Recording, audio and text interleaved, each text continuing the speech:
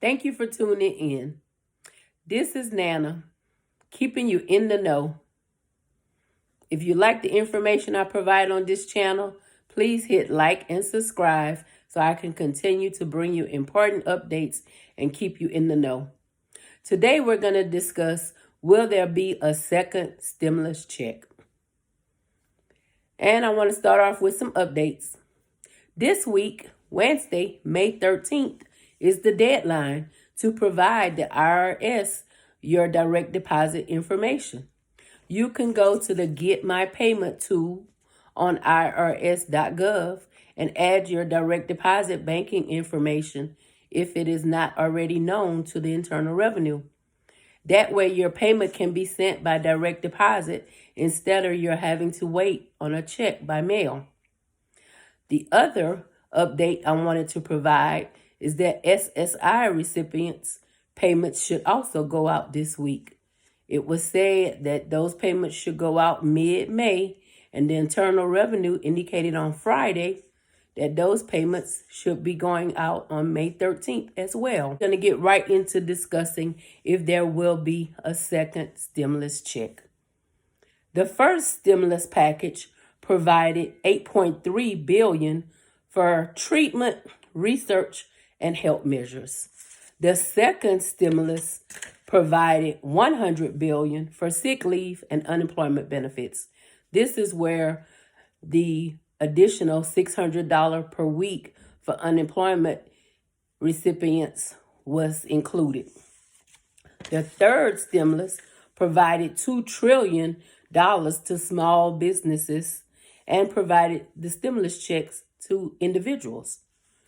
The fourth stimulus provided $484 billion to fund initiatives to small businesses, as well as increase testing and to fund hospitals and provide additional funds to hospitals.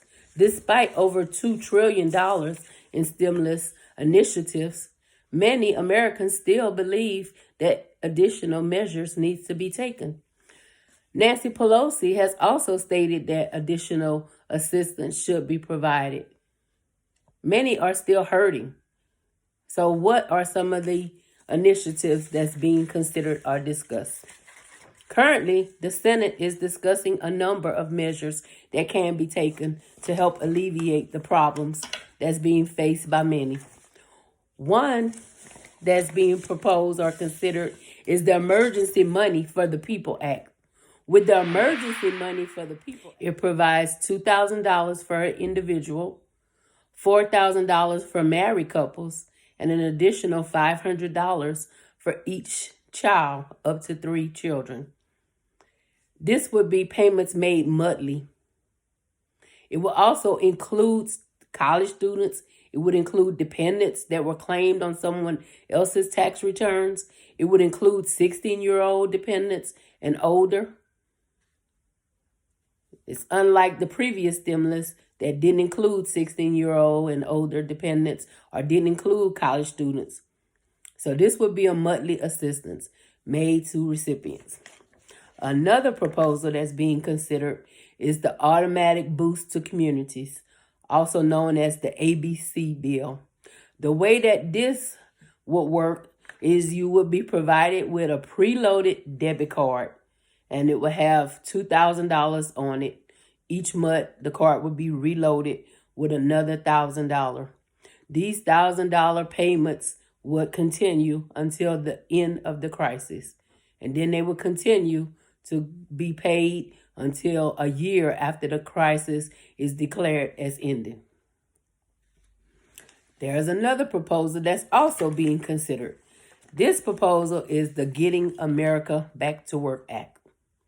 The way that this proposal would work is the United States will provide a refundable payroll tax rebate to companies and employers to cover their payroll costs.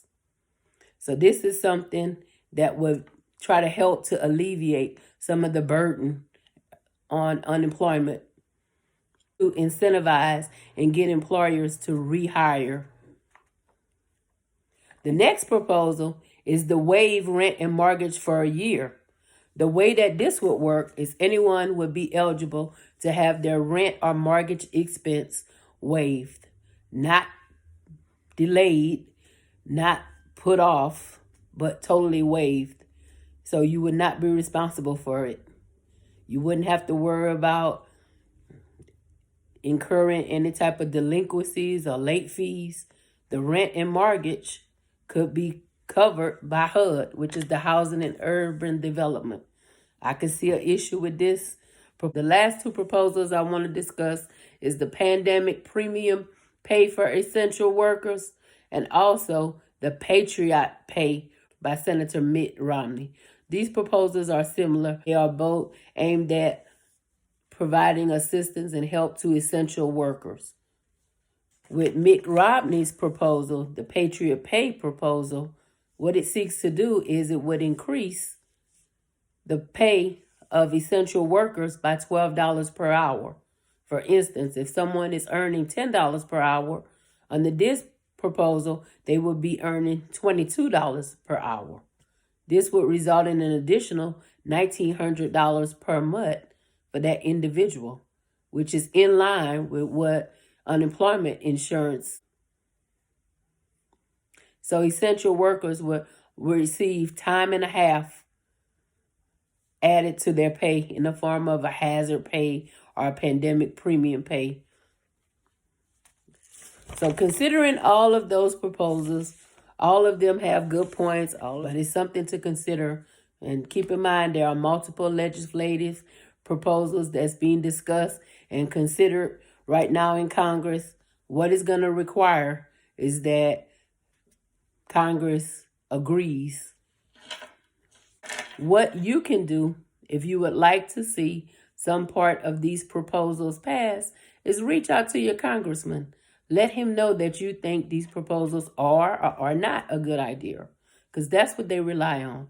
They rely on hearing from the constituents, hearing from us Americans to see what it is we see a need for, what we want done. So reach out to your congressman. I'm putting that information in the link as to how you can reach out to your congressman and let them know what you would like to see done.